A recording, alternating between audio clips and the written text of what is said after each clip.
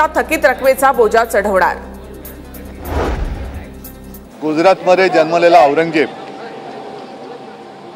गुजरातमध्ये जन्माला आलेला औरंगजेब छत्रपती शिवाजी संघर्ष करून बलाढ्य सत्तेला नमवून जे हिंदवी स्वराज्य स्थापन केलं होतं त्या स्वराज्यावरती महाराजांच्या निधनानंतर चालून आला होता। औरंगजेब जिंकायला आला होता महाराष्ट्र, पण महाराष्ट्राच्या मातीचा एक कणही जिंकू शकला नाही। महाराजांपासून स्फूर्ती आणि प्रेरणा घेतलेल्या महाराष्ट्राने, मग त्याच्यात साहजिकच आहे छत्रपती संभाजीराजे, राजाराम महाराज, ताराराणी आणि मावळ्यांनी त्याला मुठमाती दिली। थोडक्यात जिंकायला आलेला औरंगजेब, गुजरातमध्ये जन्मलेला औरंगजेब महाराष्ट्र जिंकायला आला।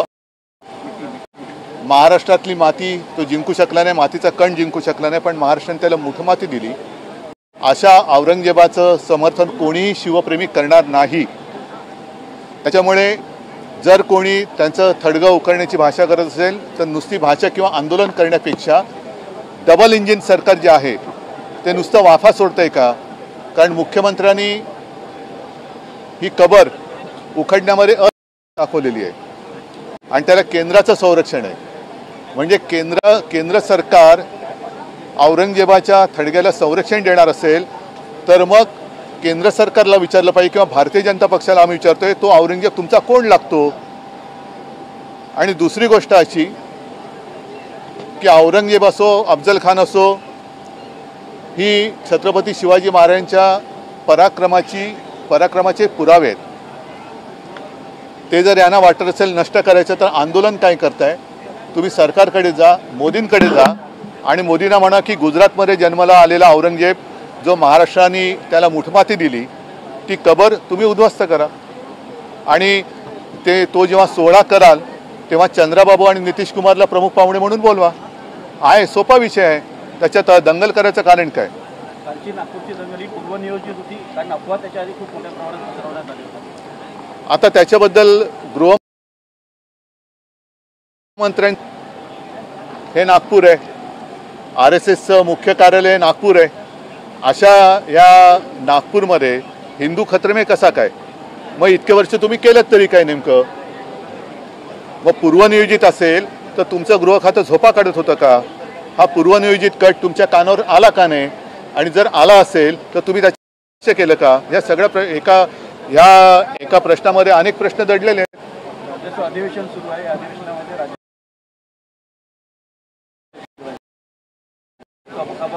नाही, अगदी तुमचा प्रश्न योग्य आहे। सरकार त्याचं अपयश लपवण्याचा प्रयत्न करते आणि हे अपयश लपवण्यामध्ये आणखीन अपयशी ठरते। मला भारतीय जनता पक्षाला एक प्रश्न विचारायचा आहे की तुमचं हिंदुत्व आम्ही पाहिलेलं आहे, हे हिंदुत्वाचं ढोंग आम्ही पाहिलेलं आहे। तुम्हाला जर का एवढा हिरव्या रंगावरती राग असेल तर पहिल्या प्रथम तुम्ही तुमच्या झेंड्यावरचा हिरवा रंग काढून दाखवा।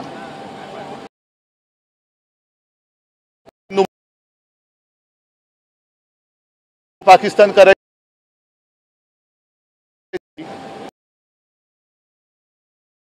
यांची पोरं ठरं जाऊन ती मॅच बघणार, म्हणजे मंत्र्यांची पोरं, अमित शहाचा मुलगा हा मॅच आयोजित करणार।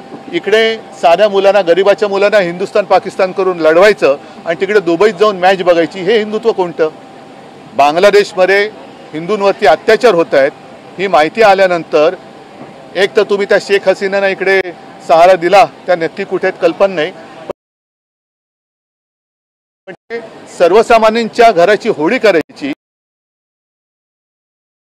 अत्यंत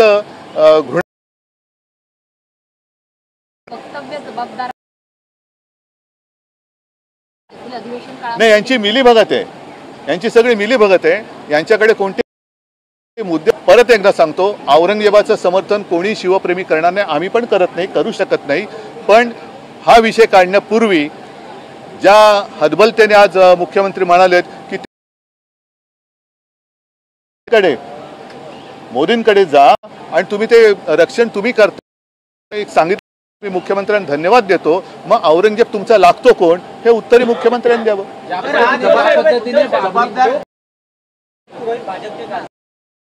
शिवाजी महाराजांशी अशा हेच तर भाजपचं घाणेरडं राजकारण आहे. म्हणजे एका बाजूला ही पराक्रमाची प्रतीकं जी आहेत किंवा पुरावे आहेत ते काढायचे आणि कोणाही ऐरागैराची आमच्या दैवताबरोबर तुलना करायची. कोरटकर मोकाट सुटलाय, त्याला काही पकडत नाही. सोलापूरकर आहे, कोश्यारी तर इकडे मजा मारून गेलेले आहेत. म्हणजे एका बाजूनी शिवछत्रपतींचा अपमान करायचा आणि दुसऱ्या बाजूला तुम्ही औरंगजेबाचा विषय काढून आमच्यात दंगली लावायच्या. असा म्हणजे खरोखर कर्तृत्वहीन माणसाची छत्रपती शिवाजी महाराजांबरोबर तुलना करणाऱ्याला एकाला तरी भर चौकात फटकावला ना तर पुढे प्रकार होणार नाही.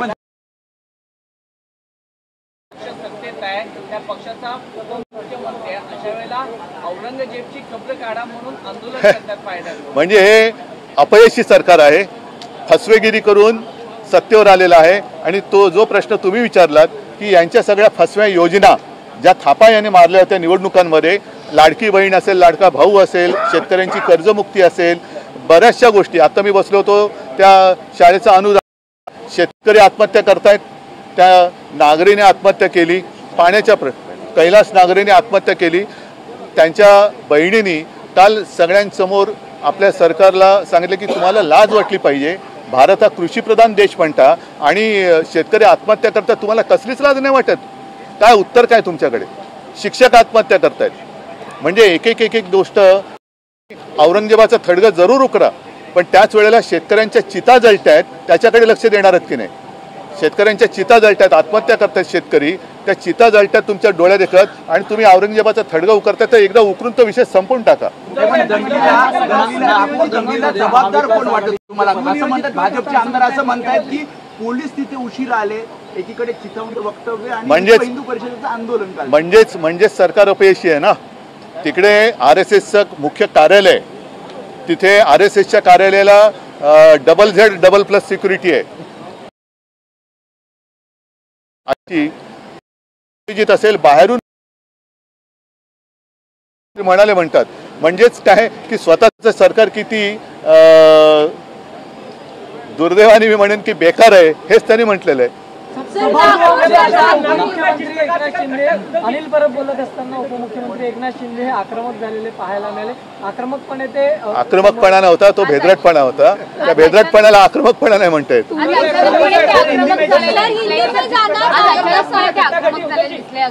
अहो त्याला आक्रमकता म्हणत नाही, त्याला भेदरटपणा म्हणतात.